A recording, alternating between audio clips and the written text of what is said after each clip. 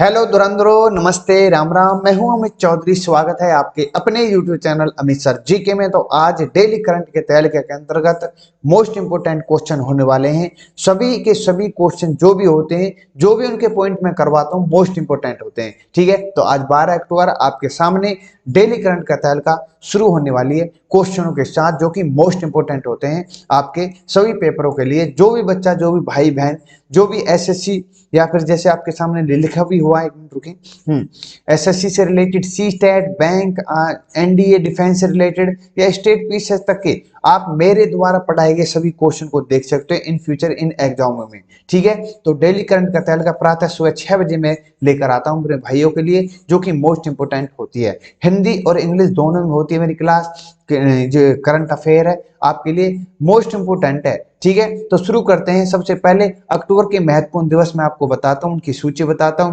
1 अक्टूबर को वृद्ध व्यक्ति का अंतर्राष्ट्रीय दिवस हुआ और 2 अक्टूबर को अंतर्राष्ट्रीय अहिंसा दिवस मनाया गया। वहीं गांधी जयंती और लाल बहादुर जी शास्त्री जी की जयंती बनाई गई। और 3 अक्टूबर को विश्व प्राकृतिक दिवस मनाया गया।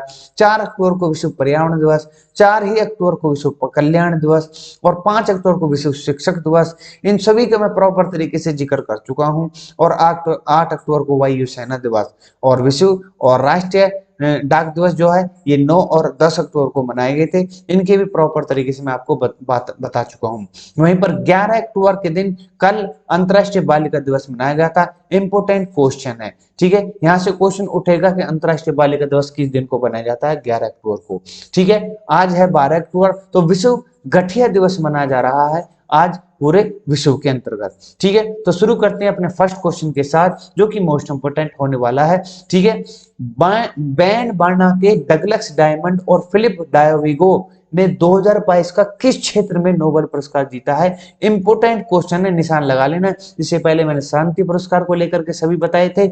आज मैं इस अर्थशास्त्र के सभी वैज्ञानिकों के बारे में बता रहा हूं, जो जिन व्यक्तियों को नोबेल पुरस्कार मिला है। ठीक है, तो बैन बार्निको, डगलस डायमंड और फिलिप डायविगो को अर्थशास्त्र के अंतर्गत ये पुरस्कार, नोबेल पुरस्कार मिला है। ये जो अर्थशास्त्र है, ये जब इस नोबेल पुरस्कार की जब शुरू हुआ था देना, तो इसमें 5 ऐसे क्षेत्र से जिसमें दिया जाता था, उनमें से एक भी अर्थशास्त्र नहीं था। उन अर्थशास्त्र की शुरुआत होती है 1969 से। ठीक है, अब तक 2 महिला उनको मिला है। आइए मैं बता दूं अपने भाइयों को अपने पॉइंट वाइज।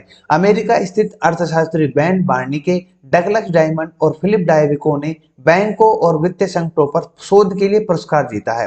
कुल मिलाकर जो, जैसे कि कोरोना काल आया है और जैसे कि अर्थव्यवस्था एकदम कम या बैंक से रिलेटेड जो मानवाधिकार होते हैं किसी भी इंसान के, किसी व्यक्तियों को, ठीक है, उनको लेकर जो भी संकट आए उनके सामने, उन सभी को सुलझाना, उनको सॉल्यूशन निकालने का काम किया है इन सभी ने। ठीक है, उनको लेकर के इनको ये पुरस्कार दिया गया है नोबेल। ठीक है, अर्थशास्त्र के रूप में।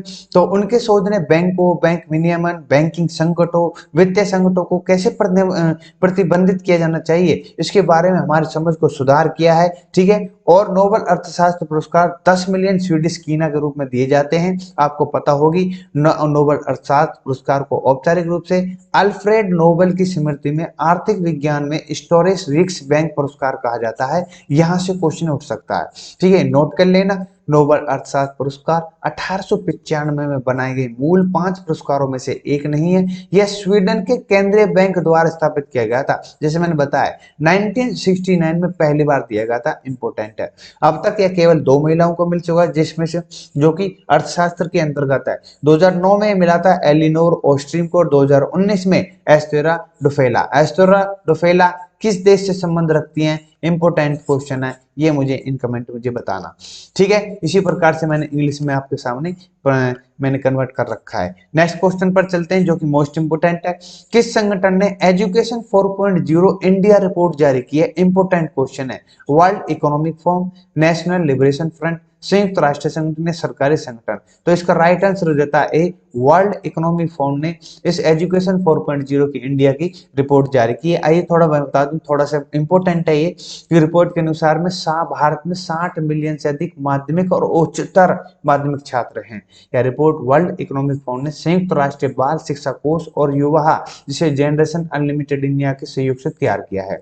ठीक है, लगभग 85% स्कूलों ने अपने पाठ्यक्रम के हिस्से के रूप में वोकेशनल कोर्स व्यावसायिक पाठ्यक्रम को लागू नहीं किया है। और रिपोर्ट के अनुसार मैं बता दूं, वर्तमान में जो स्कूल शिक्षा छात्र को औद्योगिक जरूरतों के लिए संदर्भ नहीं बनाया जा रहा है, पाठ्यक्रम डिजाइन में उद्योग की भागीदारी के लिए औपचारिक चैनल नहीं है, ये सभी लिखट के आ रहे हैं जो भी मुद्दे हैं और जो भी रिपोर्ट के अनुसार बताए जा रहे हैं। ठीक है, रिपोर्ट बताती है कि कैसे प्रौद्योगिकी लर्निंग गैप्स के कम कर सकती है और शिक्षा को सभी के लिए सुलभ बना सकती है। ठीक है, रिपोर्ट्स में इस बात का भी प्रकाश डाला गया है कि स्कूल टू वर्क परिवर्तन प्रक्रिया में अभी भी कई समस्याओं का सामना करना पड़ रहा है। जो भी चीजें थी वो सभी पॉइंट मैंने आपके सामने रख दिए हैं, इस रिपोर्ट के द्वारा क्या क्या चीजें आई हैं निकल गई। ठीक है, आप प्रॉपर तरीके से इंग्लिश में भी पढ़ सकते हो। नेक्स्ट क्वेश्चन पर चलते हैं, जो कि ये भी और इंपॉर्टेंट क्वेश्चन है। प्रसिद्ध नागा लेखक और शिक्षाविद पद्मश्री डॉक्टर तेमसुला आओ का 80 वर्ष की आयु में निधन हो गया है। किस राज्य से संबंधित रखते हैं? गुजरात, तेलंगाना, नागालैंड या महाराष्ट्र? ये नागालैंड की थी। ठीक है, इनका अभी कुछ दिन पहले ही निधन हो गया है 80 साल की उम्र में। मैं बता दूं, आओ साहब जो है ये नागालैंड राज्य महिला आयोग के अध्यक्ष के रूप में काम कर रही थी और काम किया था। उन्होंने पूर्वोत्तर में एक प्रमुख साहित्यिक आवाज के रूप में जाना जाता था और 2007 में ये पद्मश्री से सम्मानित की जा चुकी हैं। वह साहित्य में विशिष्टता के लिए पुरस्कार के राज्य का स्वर्ण पदक और साहित्य अकादमी पुरस्कार से प्राप्तकर्ता भी रही हैं। ठीक है, उन्होंने अपना लगभग आधा जीवन नॉर्थ ईस्टर्न हिल यूनिवर्सिटी में अध्यापन में बिताया है। ठीक है, इंपॉर्टेंट क्वेश्चन है, इनसे भी क्वेश्चन आ सकता है। ठीक है, मैंने इसलिए क्वेश्चन आपके सामने रख दिया है। नेक्स्ट क्वेश्चन पर चलते हैं। किस व्यक्ति ने बिहार के सारण जिले में सीता बदरिया में लोक नायक जयप्रकाश नारायण की प्रतिमा का अनावरण किया है? इंपॉर्टेंट क्वेश्चन है। ठीक है, तो आपको दिख रहे होंगे नीचे खड़े हुए, अमित शाह द्वारा इसका अनावरण किया गया है जो कि बिहार के अंतर्गत है। ठीक है, 11 अक्टूबर को बिहार के सारण जिले में सीता बदरिया का दौरा किया। उन्होंने वहां के समाजवादी नेता जयप्रकाश नारायण की जयंती पर आयोजित एक उनके कार्यक्रम की अध्यक्षता की और वहां पर उनका ही मूर्ति के या प्रतिमा का अनावरण किया। किसका? जयप्रकाश नारायण। आइए जयप्रकाश नारायण की मैं थोड़ा सा चर्चा कर दूं। उन्हें लोकप्रिय रूप से जेपी या लोक नायक कहा जाता था और उन्होंने भारत छोड़ो आंदोलन में सर्वोदय आंदोलन, इंदिरा गांधी सरकार के खिलाफ जेपी आंदोलन जैसे आंदोलन की प्रमुख भूमिका निभाई थी। किसने? जयप्रकाश नारायण जी ने। 1999 में भारत रत्न से सम्मानित किए जा चुके हैं। तो इसलिए क्वेश्चन लेकर आया हूं मैं, इंपोर्टेंट ये है। उन्हें इंदिरा गांधी के खिलाफ और उनके संपूर्ण क्रांति के आह्वान के लिए जाना जाता है। किनको? जयप्रकाश नारायण जी को। ठीक है, इंपोर्टेंट क्वेश्चन भाइयों, ये निशान लगे लेना, आपसे पूछ सकता है इनको भारत रत्न मिला हुआ है या नहीं हुआ है। ठीक है, नेक्स्ट क्वेश्चन। किस आयोग ने महाराष्ट्र के मुख्यमंत्री एकनाथ शिंदे के नेतृत्व वाले गुट को बाला साहेब ने शिवसेना नाम आवंटित किया है? ये इंपोर्टेंट है। अनुसूचित जाति आयोग कर सकती है, राष्ट्रीय किसान या राष्ट्रीय जनसंख्या निर्वाचन आयोग। तो इलेक्शन कमीशन ने इसको बाला साहेब शिवसेना नाम से आवंटित किया गया है। वहीं पर इसके चिन्ह पर जो वो मुद्दे उठ रहे थे उनको लेकर भी डिस्कशन चल रहे हैं। कौन सा चिन्ह मिलेगा वो मैं बता दूंगा आने वाली टाइम में। आयोग ने शिंदे गुट द्वारा चुनी गई पार्टी के चुनाव चिन्ह को खारिज करते हुए कहा है कि ये तीनों चुनाव चिन्ह अधिसूची मुक्त प्रतीकों की सूची नहीं है। शिंदे गुटों के 3 प्रतीकों को नई सूची 11 अक्टूबर को सौंपने को कहा है, मतलब कि आज के दिन। और निर्वाचन आयोग ने महाराष्ट्र के पूर्व मुख्यमंत्री उद्धव ठाकरे के नेतृत्व वाले गुट सेना को शिवसेना में आवंटित किया। आयोग ने अंधेरी पूर्व उपचुनाव में पार्टी जलती हुई टॉर्च चुनाव चिन्ह के रूप में आवंटित किया गया है। ठीक है, ये सभी चीजें आप पढ़ लेना, इंपॉर्टेंट है। जो आपको लगे इंपॉर्टेंट है वो मैं बता चुका हूँ। ठीक है, आपको यहाँ पता होनी चाहिए कि महाराष्ट्र के अभी फिलहाल जो शिवसेना की तरफ से गठबंधन के तौर पर कौन है? एकनाथ शिंदे साहब है सीएम। ठीक है, इंपॉर्टेंट है। वहां की राजधानी आपको पता होगी मुंबई। नेक्स्ट क्वेश्चन पर चलते हैं, इंपॉर्टेंट क्वेश्चन है। नोवाक जोकोविच ने अस्थाना ओपन में अपना कौन सा एटीपी खिताब जीता है? इंपॉर्टेंट क्वेश्चन है बिल्कुल।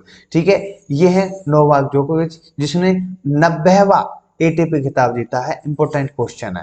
ठीक है, 9 अक्टूबर को नोवाक जोकोविच ने कजाकिस्तान में अस्थाना ओपन के फाइनल में स्टेफनिस सितासिपास को हराकर 90वां एटीपी खिताब जीता है और 21 बार के ग्रैंड स्लैम विजेता जोकोविच ने ग्रीस के सिताविक 6-3 से 6-4 से हराया है। इस साल रोम और तेल अवीव सहित विंबलडन चैंपियन जोकोविच ये चौथा खिताब है।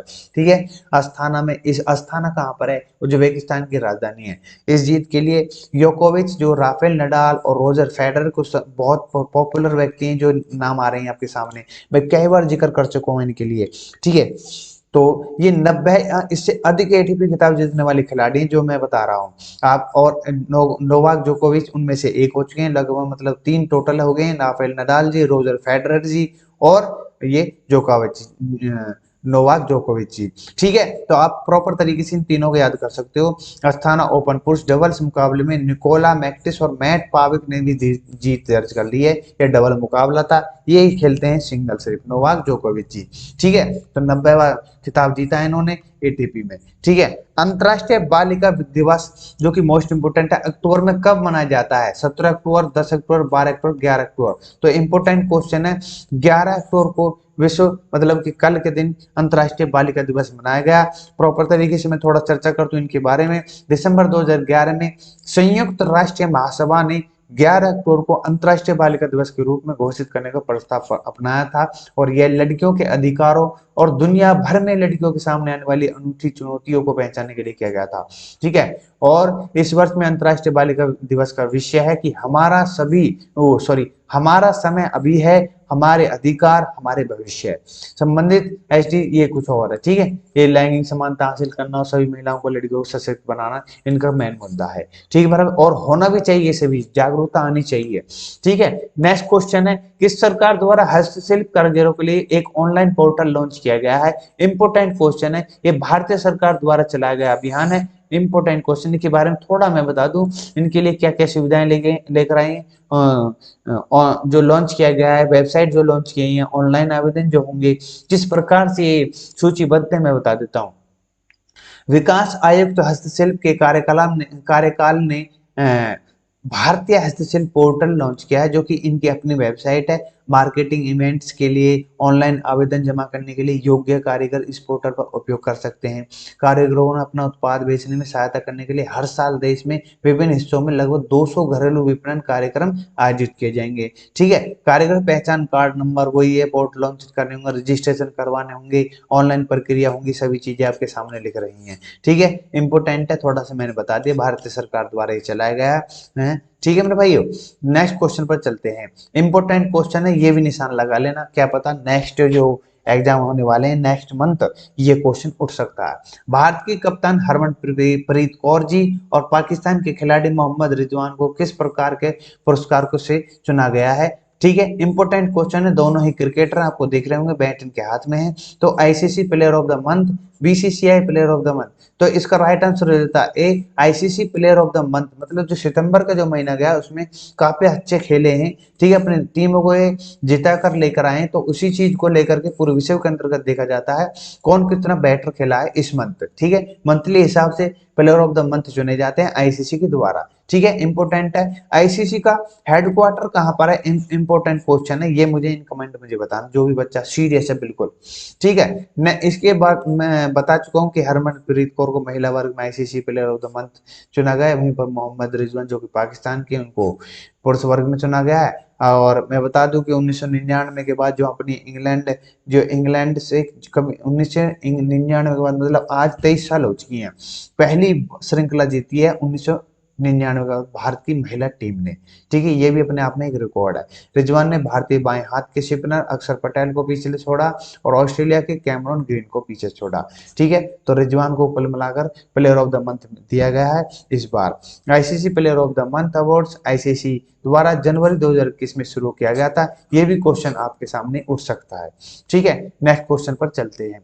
भारत बहुराष्ट्रीय संयुक्त आतंकवाद विरोधी अभ्यास के चरण 2 की मेजबानी किस शहर में कर रहा है? ये क्वेश्चन इंपोर्टेंट है। ठीक है, जे ATE मतलब ज्वाइंट एंटी टेररिज्म एक्सरसाइज जो शुरू कर रहा है वो आपको बेंगलुरु, मानेसर, चंडीगढ़ कोई नहीं, तो Manesar is the right answer हो जाता है। मानेसर कहाँ पर है? गुड़गांव है। गुड़गांव कहाँ पर है? या गुरुग्राम कहाँ पर है? हरियाणा के अंदर है। ठीक है, इसकी ट्रेनिंग की जा रही काफी ऊंचे लेवल पर। जो NSG है मानेसर गैरिसन में संघाई सहयोग संगठन रीजनल एंटी टेररिस्ट स्ट्रक्चर के ढांचे के तहत अभ्यास मानेसर आतंकवादी विरोधी 2022 का आयोजन किया जा रहा है। अभ्यास चरण 1 जो कि 27 जुलाई से 1 अगस्त तक आयोजित किया गया था, वहीं पर अभ्यास चरण 2 जो कि 8 से 13 अक्टूबर मतलब कि आज 12 होगी, कल और चलने जा रहा है, ये आयोजित किया जा रहा है। इसमें भाग ले रहे हैं अभ्यास में कजाकिस्तान के, किर्गिस्तान के, उज्बेकिस्तान के, रूसी संघ और भारत के राष्ट्रीय आतंकवादी विरोधी बल का विभाग भाग ले रहे हैं खुल करके। ठीक है, आतंकवाद से किस प्रकार से कैसे लड़ा जा सकता है उस चीज को लेकर ये ट्रेनर हो रहे हैं।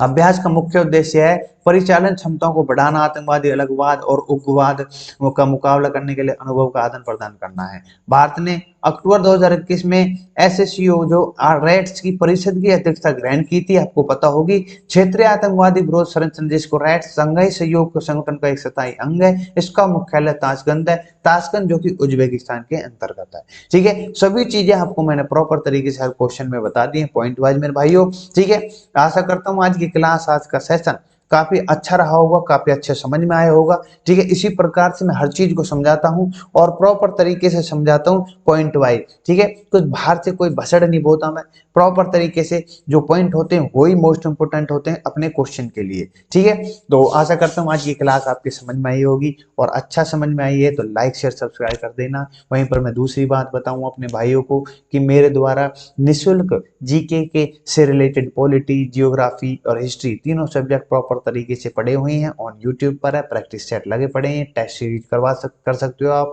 ठीक है, किसी प्रकार से कोई दिक्कत है जीके के अंतर्गत मेरे से कांटेक्ट कर सकता है वो बच्चा। ठीक है, तो विदा लूंगा, नमस्ते, राम राम, जय हिंद, जय भारत, मिलते हैं नेक्स्ट क्लास में।